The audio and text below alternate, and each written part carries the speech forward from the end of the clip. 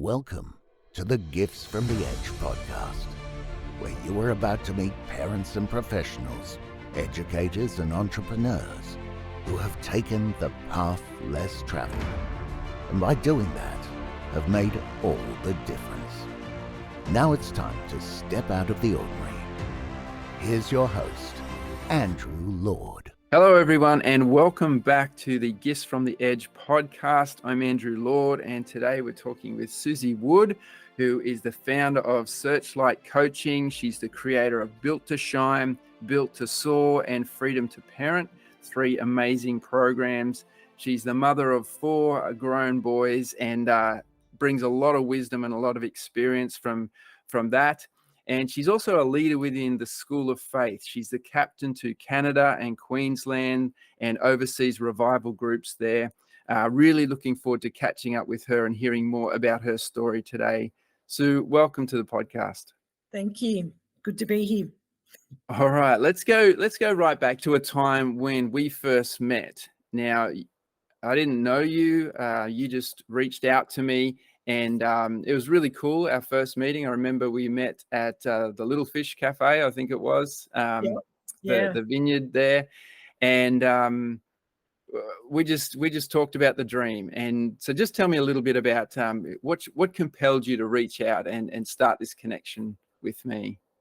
Yeah, well, it started with my husband and I deciding that I would spend 1 year pursuing my dream. 1 year specifically of reaching out to every space that I could to help me run a retreat. So during that time, my sons were doing Luminosity with you and found out that you were a coach, found out that you're a Christian, and decided that this was one person that I thought I could pursue to help me with that journey. Yeah, cool. Yeah. And so we talked about lots of different programs. I remember you loved Adventure Quest at the time. You Yes. loved the idea of bringing, some of that outdoor stuff into the seminar that was in the pipeline. But then you eventually joined the Passion to Profit course that I also run. So can you tell me, what you got from that and how working with a coach can be helpful? Because I know a lot of people listening maybe considering the idea of working with a coach. So if you can just share a little bit about your experience, that'd be great. Yeah, that's awesome. I think for me, one of the recognitions of the difference between teaching and coaching was huge. I've always pursued teaching as a career, but when I stopped and had a look, it was actually a coach that I wanted to be. And so pursuing someone to coach me just seemed to be the next step. It made sense. So it was somewhere that, I guess being a stay-at-home mum, I didn't have a lot of spare money, and Passion to Profit was going to be free at TAFE. And so it was like, yes, I can do this. I can actually go and be coached, and then found out it was you. So it was like double whammy. I got to have you coach, and I got to refine what it is I wanted to do. Like I wanted to run a retreat, but I hadn't really thought about what I was going to present. And doing Passion to Profit actually gave me the tools one-on-one, because a lot of people left one-on-two.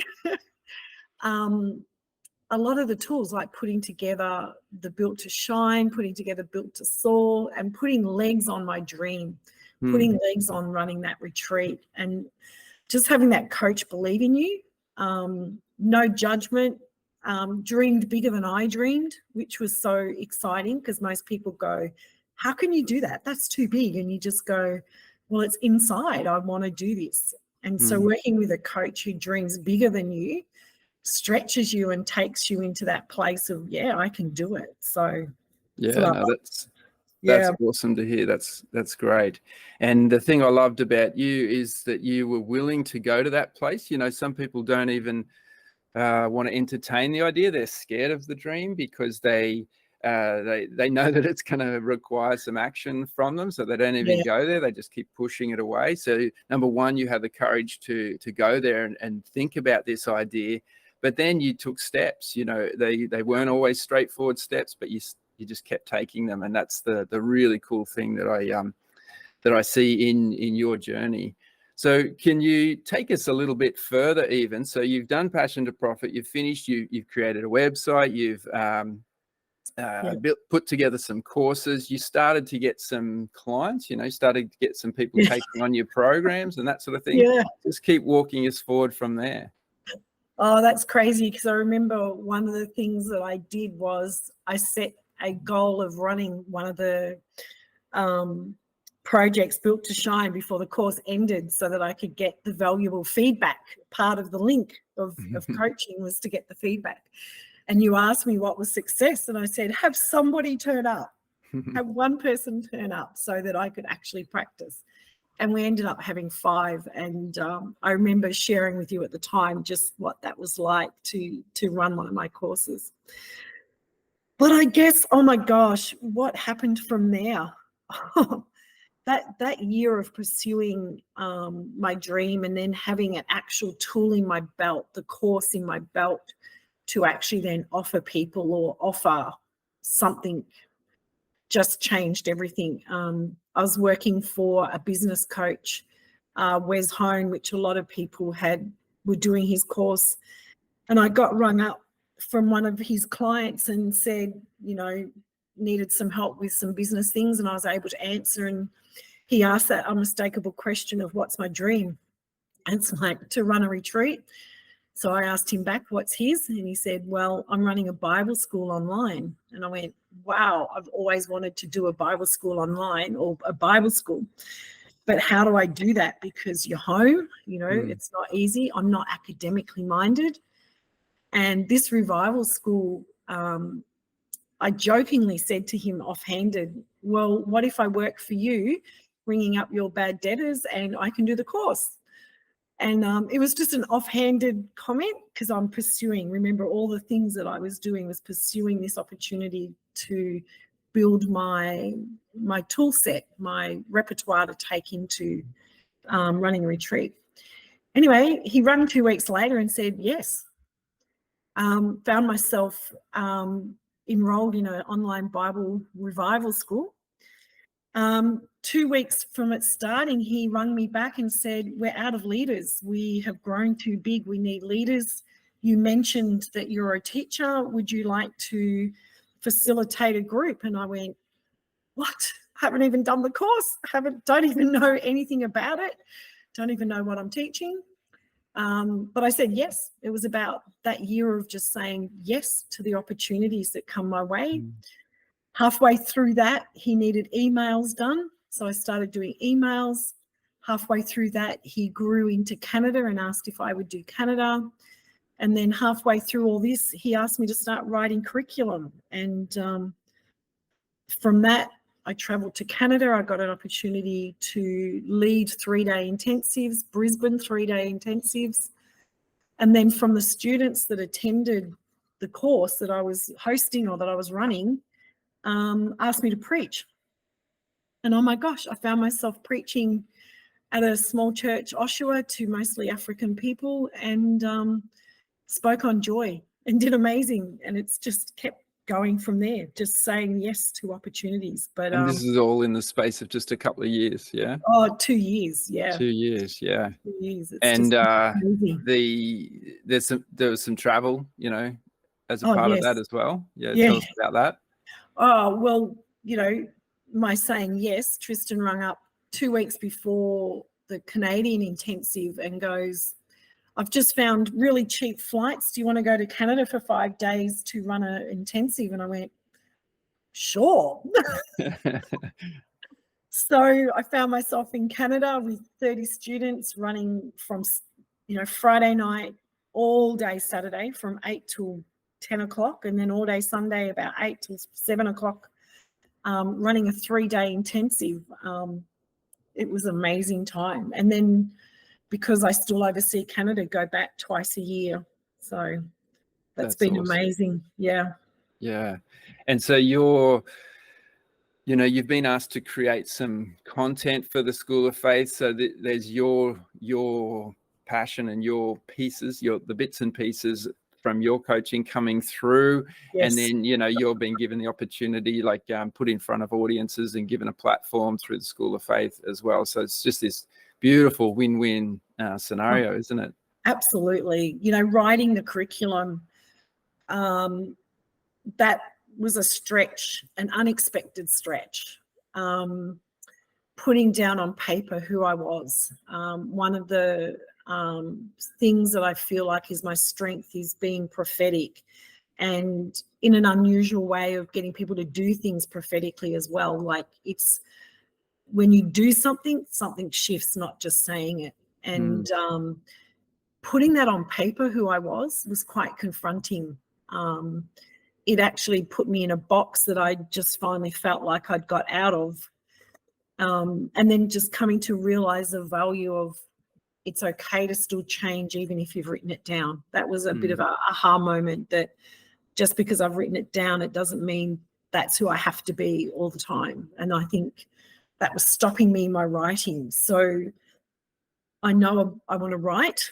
So that gave me an opportunity to practice writing what was inside, which started me blogging as well. So I got to blog as well, which was another stretch. So yeah, cool. That's awesome. So I'll kind of just pause right now just to speak to the people that are listening. Just want to remind you guys, this is obviously called the Gifts from the Edge podcast, and it's all about going through a wilderness experience, or stepping off the beaten path and doing something different. Now, Sue has done that because she's followed her dream. She stepped out. But I did want to invite her on today to talk not just about those things, but also another edge that she has come to. Is probably going to be a little bit uncomfortable, but tell us about a distinct line in the sand that has been, a part of your life in the last 12 months. I'd like you to, just tell us a little bit about Peter and, walk us through that. I think the event was, or the line in the sand, I guess, that edge. I'll just give an example of two edges, I guess, that will make sense for people listening. Is one edge is one you know about, that you creep up on, that you have to look over the edge and you decide to jump over. And other edges are presented to you. And this edge was presented to me. So I guess there was no choice in the matter. There was no pre-concept of what it would draw out of you, I guess. So my husband passed away 12 months ago of a heart attack. We'd been married 34 years with 4 boys. We live 2 minutes from the hospital. So he woke me up at 2 a.m. and said, "Take me to the hospital." I went, "Sure." He walked out. So I'm thinking this is going to be a really long day. Just, when someone's quite pale and clammy and you're going to the hospital, that the day is going to be long. He walked to be triaged, and parking there at the hospital is hard. And I looked over my shoulder and there was a park, and I went, wow, I'm going to park instead of staying in the 5-minute zone. I don't want to come back out. And I walked in, and this is when things shifted. This is the edge that shifted so quickly and finitely, I guess, for me, is that I walked up to him sitting in a wheelchair and he was looking straight through me. He didn't recognize me at all. Wow. And it was just crazy. It was just, wow, he doesn't know I'm here, but he knows I'm here. And I put my hands on the wheelchair and he slipped off the wheelchair. He passed away right then. And I know in my heart, it's funny, those edge things that you talk about, straight away I knew he'd waited for me to come back.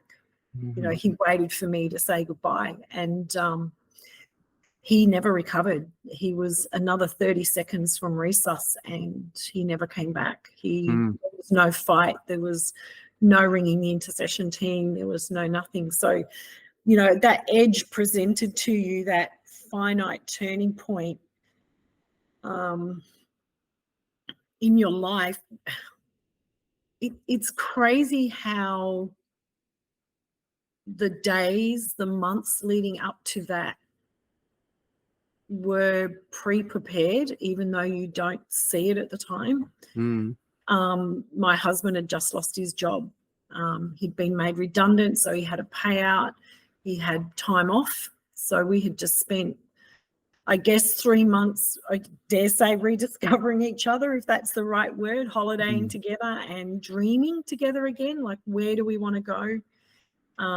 He had just cheered me on. Like, we spent a year pursuing my retreat, but he also had just given me permission to pursue speaking, I guess, overseas, and to run my Built to Shines and to be that person that I guess 3 or 4 years earlier I had done with, Passion to Profit. He just released me into that, into the more, into the running, into that exponential trajectory. So he knew I was going to Canada. He knew I was speaking. He got to see a glimpse of what was to come. And so when he passed away, it was like this, wow. It's like all that preparation of moving, all that. He'd gone through his clothes. He'd already gone through all his clothes. We'd started sorting the house out. So a lot of those hard things were already happening. I don't know if that makes sense. Like, yeah, because I've never felt held back from Peter. Like, he always let me run interdependent of him.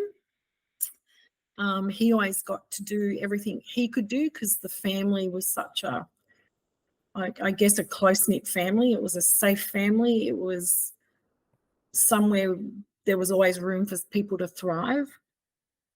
So him passing was just, I think I explained it to my girlfriend the other day. I tried to articulate it that I actually enjoy change.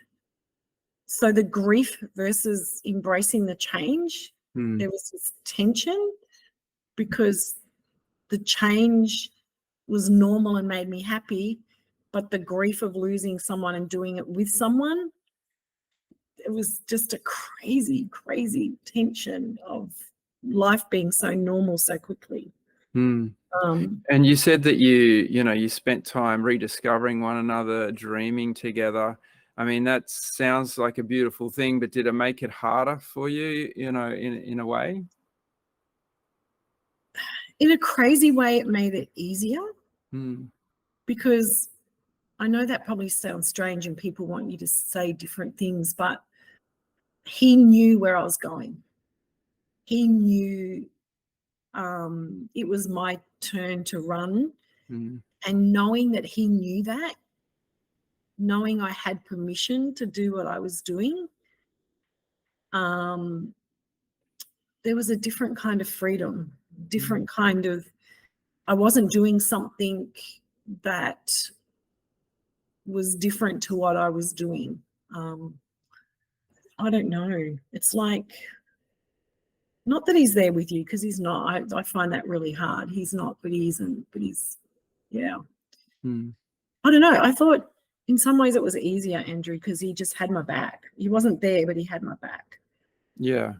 I think as coaches, we often know that we're standing on the shoulders of giants. We know that the content that we share to other people and help them to grow in their life, some of it is revealed to us, by revelation, and it's special and it's unique to us. But usually it's a mishmash, a combination of all sorts of different things that we've learned along the way. And I just see that with, Peter. The last time I saw Peter was I popped over to your house. I wanted to give you a book. I handed it to him, and I could just, he told me what you were doing, and you were off overseas doing your amazing thing. And I could just see how proud he was. I could see how happy he was to be telling me all of the things that you were doing as I gave him the book. And so I was talking about, standing on the shoulders of giants. It's an amazing life that he's lived not only in all the things that he's done, you know, raising the boys together with you and doing the things in work and whatever, and with the community that you've supported all those years, but it's also that he's laid the foundation for you to go on and take these next steps. It's just it strikes me as a really selfless life that he's lived. Is that, Oh, am I reading it right? Yeah, absolutely. You know, I think, you know, you do look back at things, and I think one of the things I look back at is he finished his race well. You know, he did all that he was called to do well. You know, he lived life well. There was no regrets. There was no, I mean, the only regret is he passed away. I don't look back and go, I wish we had have done that, because we did it. You know, oh, I wish we had have done this. No, we did it. And I think we chose things together, and we did things like, you know, me going to Canada or Peter working hard and long hours. You know, we chose to do those things for, you know, for the sake of the family, or the foundations, like you said, as a family we've laid for our boys. And it's funny hearing my son Riley works at Westport in the events, and it's Christmas time, so it's busy. It's you know, and he does a lot of wakes, which I'm so proud of. He does well. But the other boys go, oh, he's like his dad, you know, he works hard, you know. So there's all these little idiosyncrasies that that Peter has, that the boys are now recognizing in each other, which I don't think they would have ever stopped and noticed before. The strengths that Peter had that actually carries on in them and in each other. And that's been really sweet to hear those conversations. And we cremated Peter, and we had to get urns, or you don't have to, but we did. And what do you write on it? And we were saying all these funny things about different things, and we ended up with saying, you can't backflip on this. And I know that's a little bit sad in a way, you know, you can't backflip from death, but it was like, you know, Peter would say something to the boys, and then he would agree with them, and then he'd go back and not agree with them, and then agree with them. And they were the memories the boys had of Peter, that, you know, he discussed things with them and spoke to them. And I think that's, to have something funny and uplifting, and that, you know, Pete finished well, you know, that he can't come back from this, but he's part of our everyday. And I think part of my grief is that because life was good, I know I have permission to bring him into my future. Because life was good, he comes into my future. I don't have to hide. Maybe for some people it's abuse or some, you know, bad things that have happened, and they are happy to shut out that part of their life or that part of their journey. But for me, Peter's part of my story. Like, that's why I'm here. He's part of my future. A very happy part. Yeah, he's part of my conversation. He'll be part of my kids, you know, when they get married, you know, they have us as a witness. So I guess the grief's going to come when the kids get married and they have babies and Pete's not there. But I don't think I've left Pete behind. You don't, like, the edge isn't, you don't, yes, the line's drawn in the sand that he's not here, but the memories have permission to come forward, because they're good memories and they will carry forward into our life. You know, I don't have to ignore that he existed. It was 34 amazing years I got to have with him. So yeah. No, that's beautiful to hear you share that, Sue. And so tell us, you know, it's been 12 months now, and tell us a little bit about I guess the crossroads there, where you could have gone one way and said, all right, this is what my life's going to look like now, or I'm going to keep going this way, and, you know, this is what my life is going to look like now. You know, does that question make sense? Yeah, it does, because I actually found out after Pete passed that somebody who knew someone who knew somebody had their husband pass away 12 months earlier, and had just pretty much curled up and blamed God for everything, and really not in a great place. And I know when Peter passed away later that she then watched me, and it actually brought her out of where she was. And I think I've kind of answered this in some ways, is that he already knew what was coming, especially this year. And we had already laid the foundations of this year of me being away. He was actually going to come to Canada. And I guess the friends, my close friends, those intercessory friends, the ones that actually have permission to coach you, to speak into your life, had said, don't stop. Just keep running. Like, not that you do grief on the run, that's separate altogether.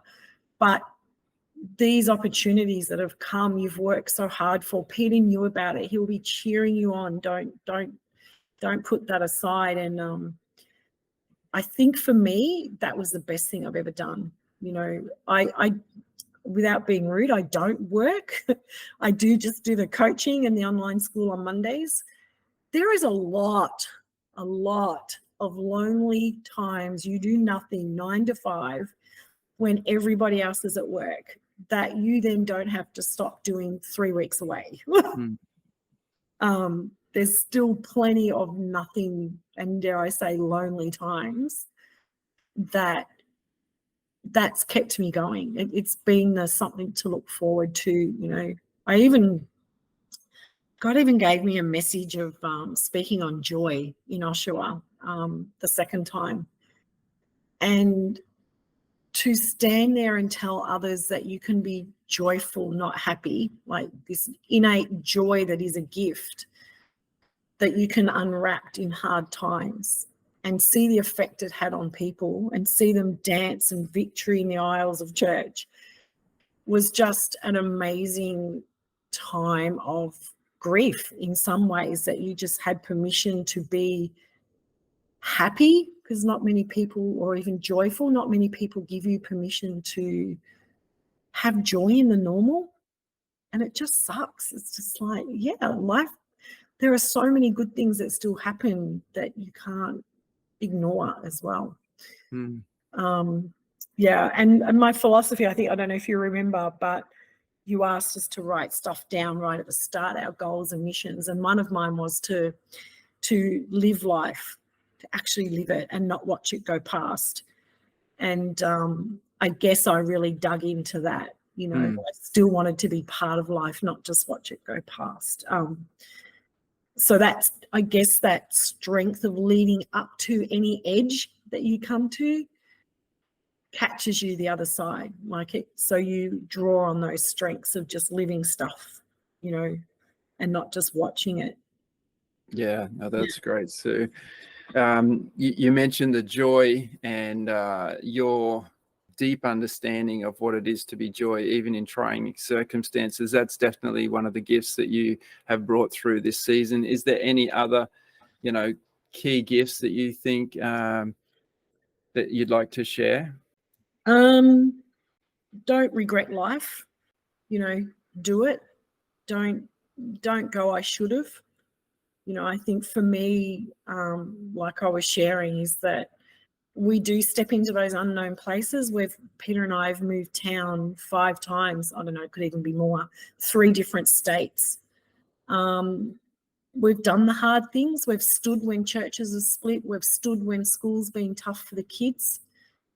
I think that's standing, you know, through trials, and not trying to run away from them, but to actually keep walking through them.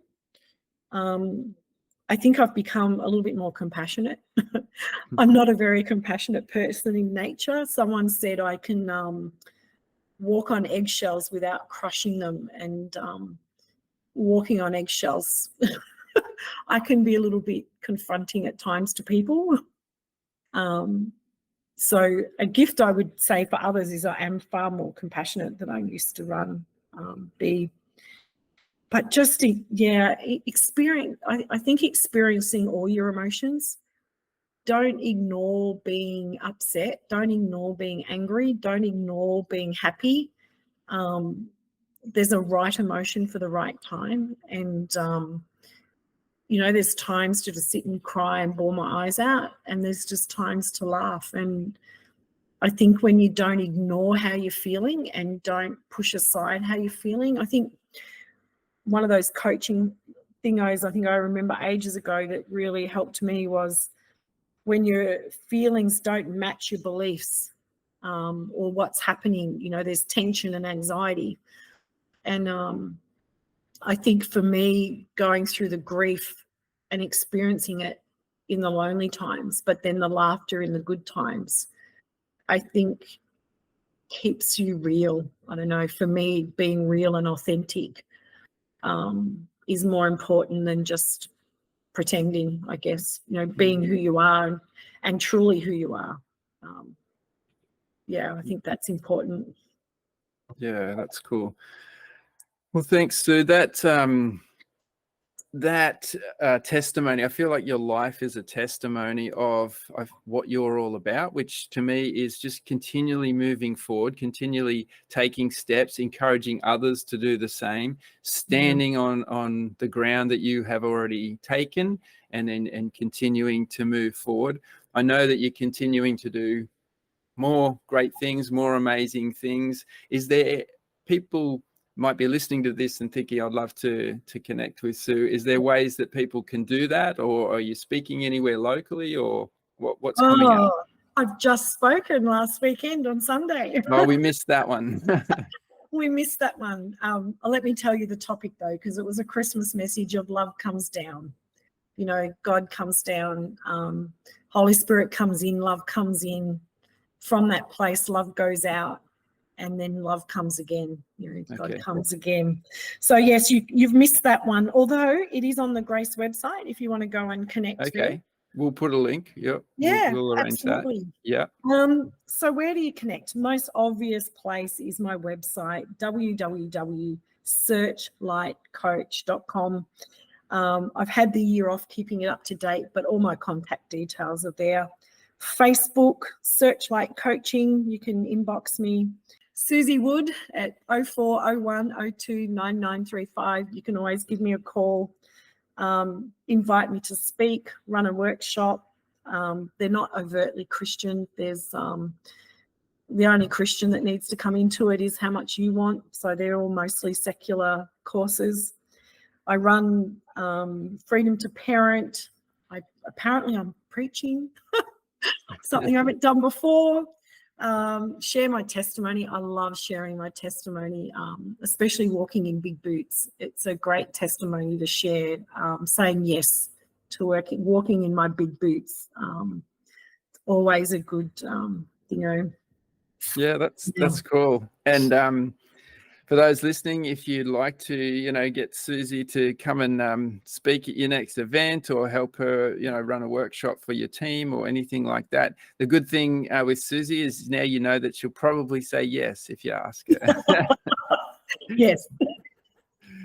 All right, Sue, it's been wonderful to connect with you again. Thank you so much for coming on and sharing, that vulnerable story, but also a story that I think can help a lot of people. I really do appreciate you, and look forward to doing some more projects with you again in the future. Thanks so much. No worries. Thanks, Andrew. And there you have it, the delightful Suzie Wood, always forthcoming, always willing to share everything, lay everything on the table. And I love doing this interview because it wasn't just a celebration of her journey, but also a celebration of her husband, Peter, who forms such a beautiful part of her story and will continue to live on through the work that she does. It's been so rewarding for me as a coach to watch her, grow and really go beyond me. She's speaking overseas. I've never done that, so it's just such a rewarding thing to see that progress. And she's not stopping there. She continues to build. She keeps saying yes to opportunities, and so it's just fantastic to see. I am going to be running a workshop in the very near future. By the time this goes to air, it'll probably be in a couple of weeks' time.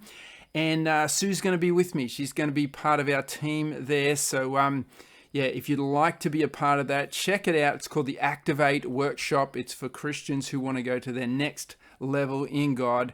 And Sue's going to be part of the team. So she did give you some options to connect with her, but that's another option for you to connect with her. I feel like Sue has redefined the edge a little bit in this interview. She's brought back some beautiful gifts: joy, courage, her all-in, or a validation of her all-in attitude, her willingness to embrace emotion and be authentic.